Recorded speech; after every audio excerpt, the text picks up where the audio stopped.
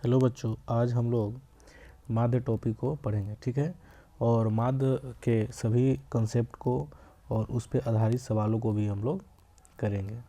ठीक है, तो सबसे पहले हम लोग जानते हैं कि माध्य क्या होता है। ठीक है, तो माध्य का मतलब क्या होता है कि अगर बहुत सारे मान दिए हुए हैं तो उस मान के जो बीच का सबसे औसत होगा उसी को हम लोग माध्य कहते हैं। मतलब कि सभी मानों को बराबर बराबर बांटो, बराबर बराबर हिस्सों में बांटेंगे तो जो संख्या मिलेगा वही माध्य कहलाता है। जैसे मान के चलो 5 बच्चे हैं, ठीक है, और उनके पास क्या है, कुछ टॉफ़ी है। जैसे पहले बच्चे के पास 2 टॉफ़ी है, दूसरे बच्चे के पास 4 टॉफ़ी है, तीसरे बच्चे के पास 6 है, चौथे बच्चे के पास 8 है और 5वें बच्चे के पास 10 टॉफ़ी है। ठीक है, तो इस तरीक़ा से टॉफ़ी है। अब इस का अगर माध्य पूछा जाए तो माध्य का मतलब हो जाता है औसत। ठीक है, माध्य का मतलब हो जाएगा औसत। ठीक है, या आप इसको ऐसे समझो कि ये सभी टॉफ़ी जो है अलग अलग बच्चों के पास अलग अलग संख्या में है, तो माध्य निकालते हैं या औसत निकालते हैं तो क्या करते हैं कि सभी टॉफ़ी को हम लोग कलेक्ट कर लेंगे और सभी बच्चे में बराबर बराबर बांटेंगे। तो जो बराबर बराबर हिस्सा आएगा वही इस डाटा का, ठीक है, इसका माध्य कहलाएगा। तो देखो यहाँ पे सभी बच्चे का टॉफ़ी हम अगर लेते हैं तो इसका लेने का मतलब क्या हो गया, ऐड करना। तो सबको ऐड करोगे तो क्या होगा, 2 + 4 + 6 + 8 + 10। तो इसको जोड़ोगे तो कितना हो जाएगा, 30 हो जाएगा। ठीक है, तो टोटल जो टॉफ़ी है वो कितना है, 30 है। अब कितने बच्चों में हमें बांटना है, तो 5 बच्चों में बांटना है। तो क्या हो जाएगा, 30/5, तो क्या आ जाएगा, 6। तो इसका मतलब सभी बच्चे को हम लोग 6 चॉकलेट दे देंगे तो ये सभी को बराबर बराबर मिल जाएंगे। तो ये जो 6 आया है ये मेरा क्या कहलाएगा, औसत कहलाएगा या माध्य कहलाएगा। समझे? तो माध्य का मतलब यही होता है कि हम कोई भी अगर परीक्षण दिया हुआ है, डाटा दिया हुआ है, तो उसको हम सभी में इक्वली बांटेंगे। जो इक्वली बांटेंगे तो जो संख्या आएगा उसी को हम लोग माध्य कहते हैं। ठीक है, तो माध्य निकालने का जो फॉर्मूला होता है कि माध्य बराबर होता है सभी प्रेक्षणों का योग बटा प्रेक्षणों की संख्या। ठीक है, ये मेरा फार्मूला हो जाएगा। हम लोग अभी निकाले हैं इसको, तो इसी फार्मूला पे इसको हम लोग निकालें। तो सभी प्रेक्षणों का योग कितना आया है, 30 आया है, और प्रेक्षणों की संख्या कितनी है, 5 है। तो 30 में 5 से डिवाइड कर दिए हैं तो क्या आया, 6। तो ये मेरा माध्य या औसत हो गया। तो ये एक फार्मूला इसका निकला माध्य निकालने का। अब देखो इसमें दूसरे टाइप का क्या होगा कि एक दूसरा एग्जांपल लेते हैं हम लोग। तो मान लो कि 30 स्टूडेंट है और उसका एक टेस्ट लिया जाता है। ठीक है, 100 नंबर का पेपर का, और 30 बच्चे को अलग अलग नंबर आता है, मार्क्स आता है। तो ये डाटा हम एक बार लिखते हैं। ठीक है, दूसरा एग्जांपल ले लेते हैं। उसमें देखो अंक ले लेते हैं इसमें, और प्रेक्षण को अंक को हम लोग एक्स आई से डिनोट करेंगे। एक्स आई का मतलब आई के जगह पे 1 2 3 4 5 ले सकते हैं। अगर पहले बच्चे के पास कुछ अंक आया है तो उसको हम लोग x1 बोलेंगे, दूसरे बच्चे के पास कोई अंक आया है तो उसको x2 बोलेंगे। इस तरीक़ा से हम उसको लिखते हैं। ठीक है, और यहाँ पे विद्यार्थियों की संख्या ले लेते हैं, विद्यार्थियों की संख्या। ठीक है, तो 30 बच्चे हैं, तो पहले बच्चे का जो है मार्क्स आया हुआ है मान लो 10, और ये 10 लाने वाले बच्चों की संख्या कितनी है, 1। ठीक है, दूसरा अंक है 20 आया हुआ है, और 20 लाने वाले बच्चों की संख्या भी 1 है। ठीक है, और उसके बाद 36 अंक आता है, कोई बच्चा लाता है, और उसको लाने वाले बच्चों की संख्या 3 है। ठीक है, 40 अंक ला रहा है एक बच्चा, उसकी संख्या कितनी है, 4 बच्चे ने 40 अंक लाया।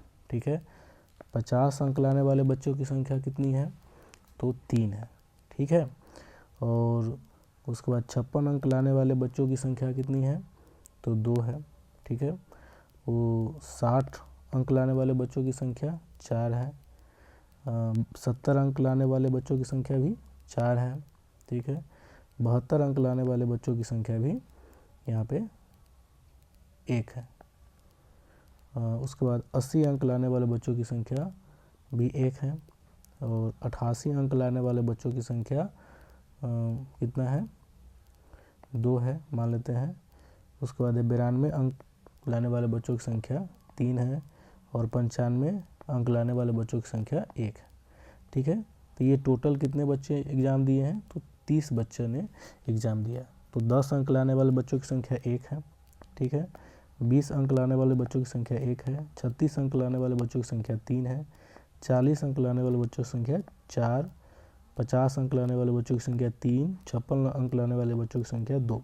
इसी तरीक़ा से ये दिया गया है। तो टोटल विद्यार्थियों की संख्या कितना है, 30 है।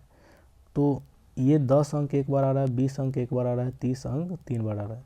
तो जो संख्या जितनी बार आता है उसको हम उस संख्या की बारंबारता कहते हैं। तो बारंबारता को हम लोग F से डिनोट करते हैं, तो ये हो गया बारंबारता। ठीक है, इसको हम लोग FI से डिनोट करते हैं। FI का मतलब I के जगह पर 1 2 3। अगर पहला अंक है तो एक लिखेंगे I के जगह पर, दूसरा अंक ले रहे हैं तो I के जगह पर 2 लिखेंगे। तो ये दिया हुआ। ठीक है, अब इसको हम लोग देखो, तब इस सभी प्रेक्षणों को अगर हम ऐड करते हैं तो क्या होगा,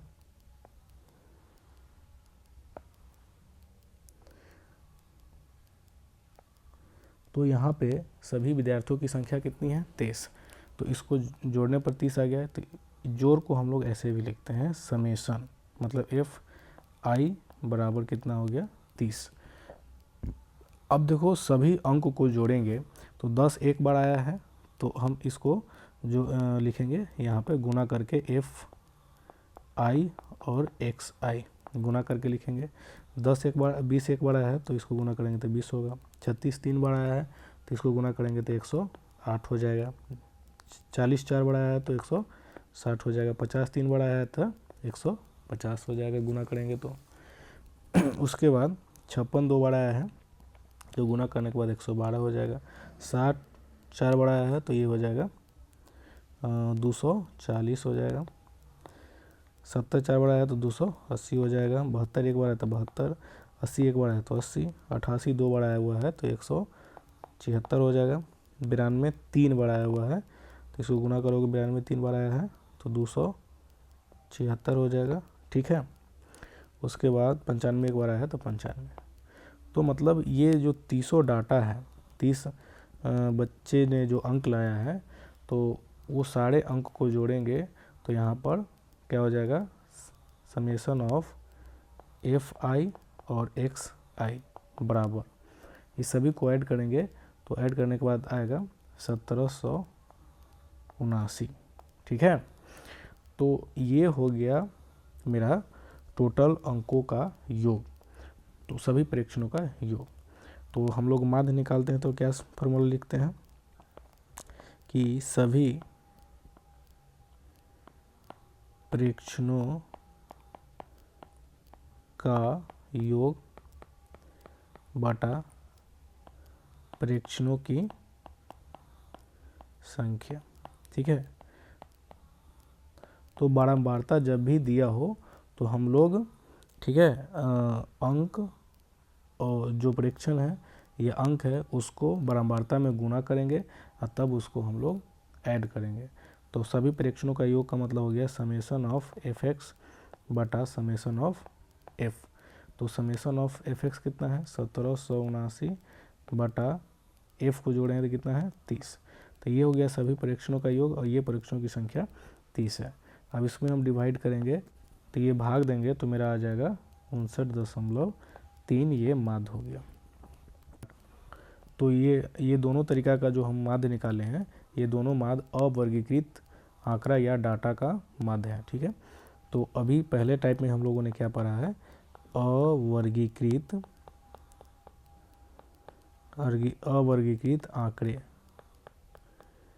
आंकड़ों का हम लोग माध्य पढ़े हैं। ठीक है, तो इसमें हमें पहला टाइप क्या है कि ये बारंबारता नहीं दिया होगा, तो बारंबारता नहीं दिया होगा तो सीधे हम सब लोग जोड़ के और उसको हम लोग जितनी संख्या उसे डिवाइड कर देंगे तो माध्य निकलेगा। जब बारंबारता दिया हो किसी भी आंकड़े का तो हम उस आंकड़ा में बारंबारता से गुना करेंगे, फिर उसको जोड़ेंगे और फिर उसमें कितनी संख्या है प्रेक्षणों को उसे भाग दे देंगे। तो 2 फार्मूला हो गया।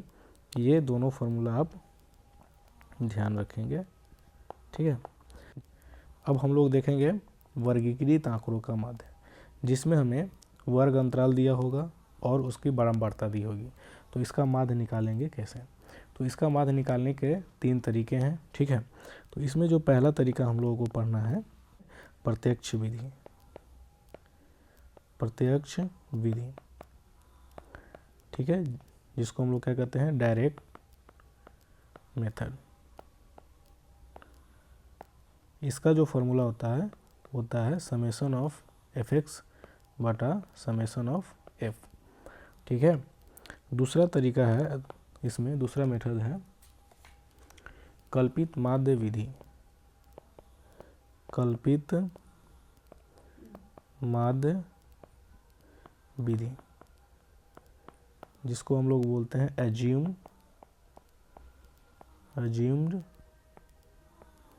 Mean method.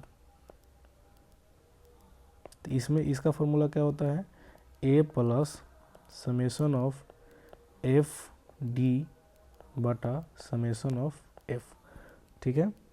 उसके बाद तीसरा जो होता है वो पग विचलन विधि, पग विचलन विधि, ठीक है। इसको हम लोग बोलते हैं स्टेप डेविएशन मेथड।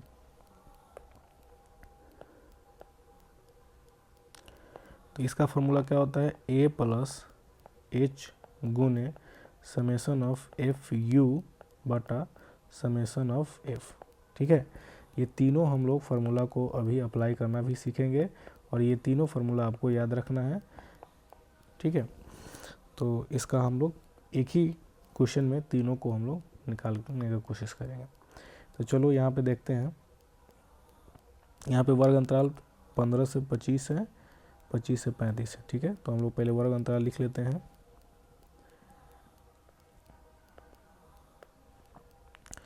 15 से 25 है,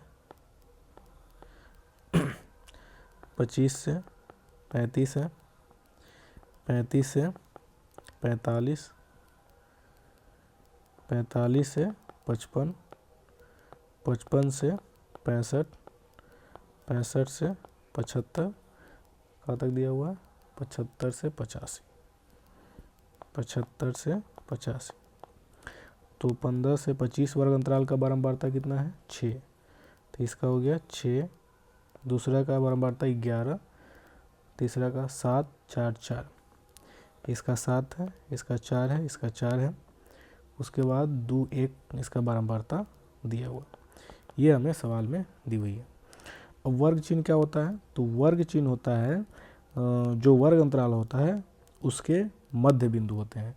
तो पहला में जो है वर्ग अंतराल क्या है, 15 से 25 है। तो इसके बीच का क्या निकालने का जो पॉइंट होगा मध्य बिंदु, वो क्या होगा, दोनों को जोड़कर ऊपरी सीमा और निम्न सीमा को जोड़कर 2 से हम लोग क्या करेंगे, भाग दे देंगे। तो 15 और 25 को जोड़ेंगे तो कितना आएगा, 15 और 25 हो जाएगा 40। तो 40 का आधा क्या हो जाएगा, 20। तो यहाँ पे वर्ग चिन्ह हो गया 20। 25 और 35 को जोड़ेंगे तो क्या हो जाएगा 60, और 60 का आधा क्या हो जाएगा 30। उसी प्रकार ये 10 बढ़ता जाएगा तो अगले वर्ग अंतराल का वर्ग चिन्ह क्या हो जाएगा 40, ये हो जाएगा 50, ये हो जाएगा 60, ये हो गया 70, ये हो गया 80। तो ये वर्ग चिन्ह क्या होता है, वर्ग चिन्ह लिख लो। इसमें वर्ग चिन्ह बराबर होता है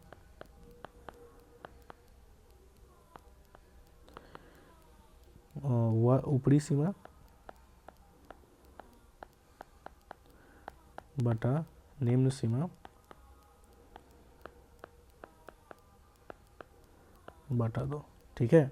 तो यहाँ पे इसको हम लोग x से सूचित करते हैं, एक्स आई, मतलब पहला वर्ग चिन्ह का जो पहले वर्ग अंतराल का वर्ग चिन्ह 20 हो गया, तो हम लोग x1 इसको डिनोट करेंगे, x2 से 30 को डिनोट करेंगे, x3 से 40 को डिनोट करेंगे, ये हमें बताता है एक्स आई। अब यहाँ पे पहला जो डायरेक्ट मेथड है उसमें हम लोग क्या करते हैं, एफ आई और एक्स आई को गुणा करते हैं। तो पहला मेथड हम लोग निकालने की कोशिश करते हैं, एफ आई और एक्स आई को गुना करेंगे। तो एफ आई और एक्स आई को गुना करेंगे तो देखो 6 और 20 में गुना करेंगे तो कितना हो जाएगा 120।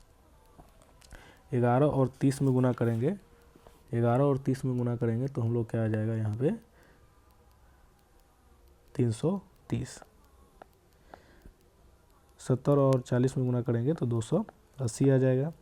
ये हो जाएगा 200, ये 240, ये हो जाएगा 140, ये हो जाएगा 180।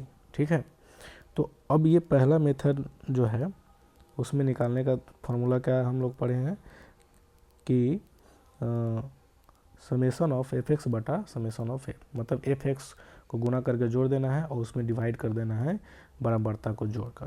तो देखो बराबरता को जोड़ेंगे तो ये समेसन दिखाता है जोड़ को, तो समेसन ऑफ एफ क्या हो जाएगा, जोड़ेंगे तो इसको, तो जोड़ने के बाद ये कितना हो जाएगा देखो 6 11 17, 17 7 24, 24 4 28, 4 32, अब 32 3 35, तो ये हो गया मेरा 35।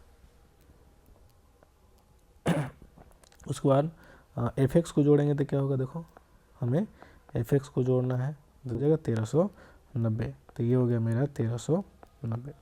तो पहला मेथड जो प्रत्यक्ष जो मेथड था, पहला प्रत्यक्ष